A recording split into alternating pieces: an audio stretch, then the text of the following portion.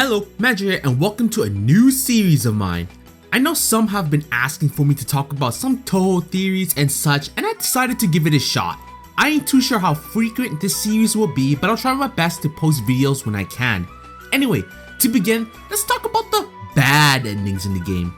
You may be asking, what about the bad endings? For those who don't know, in the main games, there tends to be two types of endings, both a good and bad ending. For the purpose of this video, we'll obviously be talking about bad endings.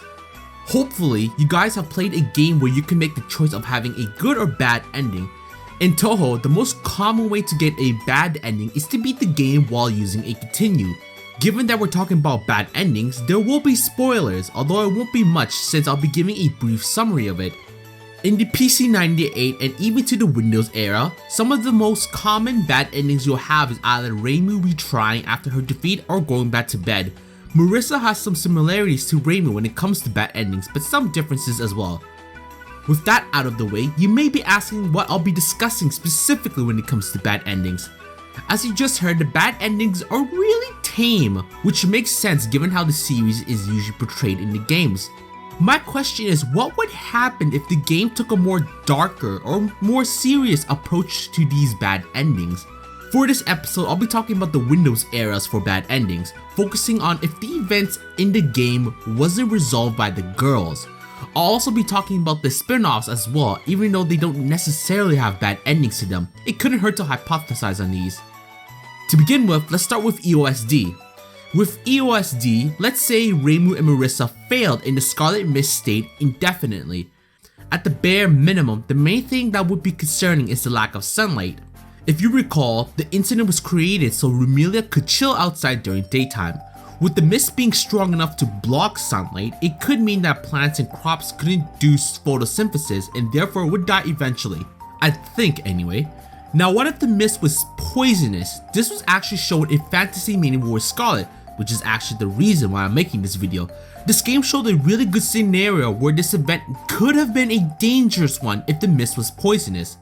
If the mist was harmful to humans and the girls couldn't resolve the incident, then obviously humans would have died eventually. Now let's talk about PCB. In this game, winter was still happening even though it should have been spring. What would happen if the girls couldn't stop Yuyuko and Yomu? First off, it'll play similar to the Scarlet Mist, where the crops and plants won't be able to grow since the weather wouldn't allow it to. At the very least, the snow wouldn't be dangerous as compared to the possibility of a poisonous mist. What about the Saigyo Ayakasha? If you remember, the whole incident occurred because Yuyuko wanted to see its cherry blossom since the tree never bloomed in spring. For those who don't know what the Saigyo Ayakasha is, it's a killer tree pretty much, able to lure people to their deaths on its own. You don't exactly want to let loose a power like that, which is why it was sealed. Anyway, the good thing is that even if the girls had failed to do so, the seal on the tree would have never break. Yuyuko wanted to break the seal so she could see its legendary blossom, but also to resurrect the soul that was sealed within. And if you remember, the same soul was Yuyuko, so all of Yuyuko's attempts to unseal the soul failed due to her unconscious self-preservation. Can't exactly blame the body for not wanting to kill itself. Again anyway. Let's talk about Immaterial. What would happen if they didn't stop Suika? Well, actually, not as much as I can tell. The event was mostly about partying every 3 days in the mist as well. The only real danger of this per se if the mist was super dense that it blocked out the sun or it was poisonous. That's the only real bad ending scenario I can imagine happening in this event. Imperishable is where things get much more interesting. So the event happened because Eren replaced the real moon with a fake one. Only the yokais noticed the change in the moon. This incident has issues for both humans and yokais. For humans, a night that never ended would be, once again, bad for plants and such. You can tell there's a theme going around with my bad scenarios. Aside from that, I can imagine everyday life would be harder to do so with the dark night. Remember, Gensokyo isn't as advanced as ours, so they'll probably have to light a lot of areas with torches and such. That's just looking on the positive side of it. The worst thing about the replaced moon is that it would cause the humans to go insane. It's mentioned that humans who look at the replaced moon would go insane. Yomu was affected by it, but only half insane, probably due to the fact that she's half human. With yokais on the other hand, it's much harder to comment on. Yokais have an innate connection to the moon, which is why all the yokais' partner in this game were able to notice the change in the moon. Yukari said it was the moon's dim light which gave birth to the yokais by causing humanity to fear and create legends about them. The fact that yokai partners went out of their way to ask their human counterparts to help investigate it meant that it could have been a very serious things for the yokais. Now, what could have happened if the fake moon lasted longer than the event? It's possible their behaviors could have been erratic without the real moon there, or they could have become insane like humans would, except it would have taken them a lot longer to feel the effects. Like I said, it's hard to say what would happen to the yokais, so that's the best I can think of. Luckily, this is the only worst case scenario, as even if our heroine had lost to the girls in Imperishable, Eren was going to put back the real moon when it was morning, so not the worst thing. Phantasmagoria is similar to Immaterial, as it's not really threatening. The flowers and fairies were blooming abnormally because of the huge influx of souls that were coming in from 60 years ago. Given the time the game was released, that meant all the souls from 1945 until now. If you recall, that's when World War II ended, so it makes sense for the huge influx. The only bad thing I could think of is Komachi even slacking harder than she was in the game, but that would get Eiki involved and beat her ass down or something of that same measure. When it comes to shoot the bullet, Aya doesn't get her photos. That's about it, to be honest. Mountain of Faith doesn't really have a bad scenario. In the event Reimu and Marissa lost and Kaneko decided to be a little more serious, she would probably replace the Hakure Shrine with the Moria Shrine. Nothing serious unless something happened to the Hakure Berry because of it. Now, with the shrine being replaced in terms of the building, I don't believe anything would have happened, as the Hakure Shrine has been destroyed before in Scarlet Weather and nothing bad happened. There's also the Hakure God, but we don't have any real knowledge about it, so I can't make any further speculations on how the god could be involved. Speaking of Scarlet Weather, let's talk about that. Pretty much, some of the girls had some weird weathers happening around them. Reimu being super sunny, Marissa having rain around her, Yuyuko having snow instead, etc. Worst case scenario for the girls, the weird weather would continue for a while in their area. It's not the worst thing, as it can be used for effective means, depending on which girls you're hoping to bring along. With Subterranean, Gensokyo would end up in a blazing inferno similar to Hell. This is a more straightforward bad ending, as everyone would be dead. With Oku using her power nuclear fusion, she would roast the surface and everyone along with it. And considering her powers can be as hot as the sun, nothing is surviving that. The only question is if Oku did incinerate everything, would the Hakure barrier still maintain itself? I only ask that because if everything gets burned down from it, would the barrier still maintain? If it didn't, it's possible Oku's power could leak out to the outside world and start burning stuff there. For UFO, their bad endings are usually about being stuck in Magi, so pretty much they're stuck there for life.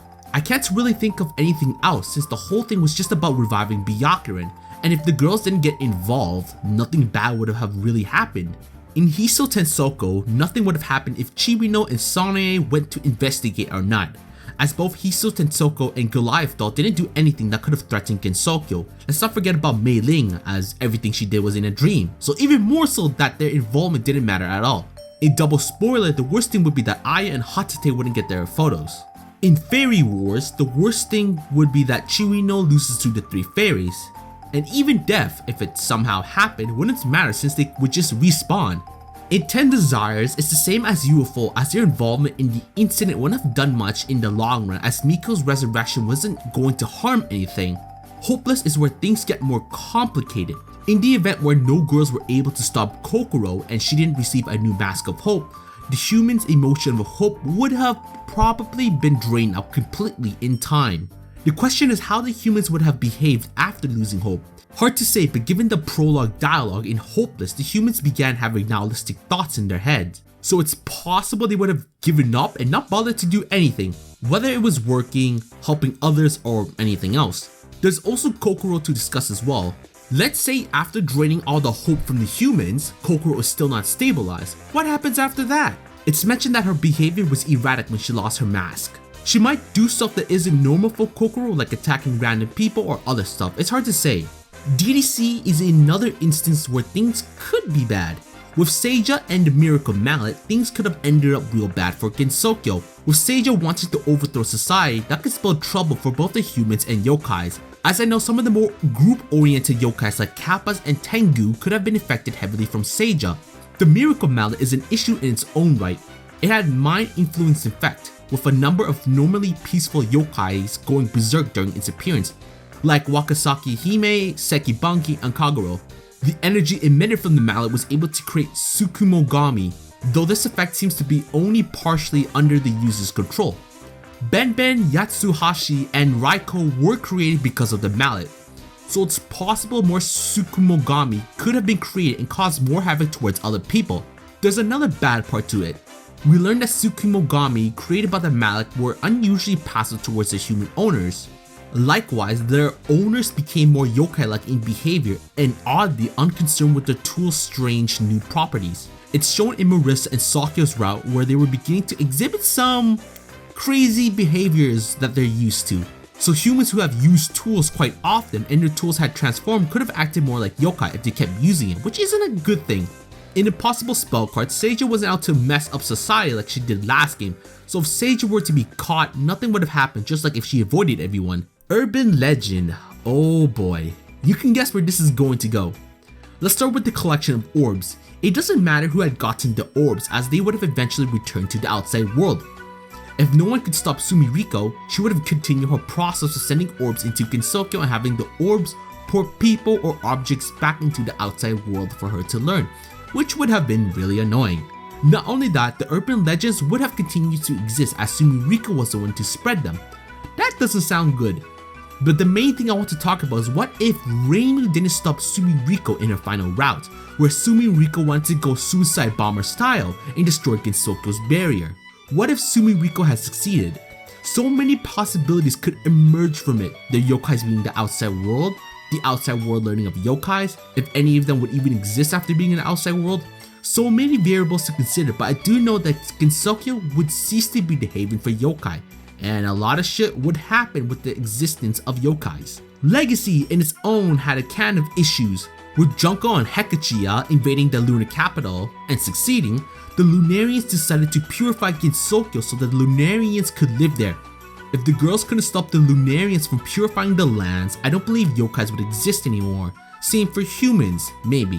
Not only that, when a weird spider-looking probe crashed into the yokai mountain and began walking around, the trees withered and mist fades as the probes passed by. So if a tree withers because it was purified by the probe, I can't imagine the results would be pretty towards humans and yokais. Let's say they purify everything. What if the barrier would it still remain? If not, then like mentioned in Urban, the outside world will learn of the Lunarians, and again, the events that could happen from that is endless, so let's just end it like that. So there you go, my thoughts on bad endings in the series in the event where the girls couldn't resolve the incidents. Some scenarios were terrifying, while others didn't matter at all. In the end, let's just be thankful the game is much more laid back than what it could have been. If you guys enjoyed this episode, please give it a like and subscribe, or one of those bad endings might happen. I don't know how, but it could. Like always, this is Magi, and thanks again for watching.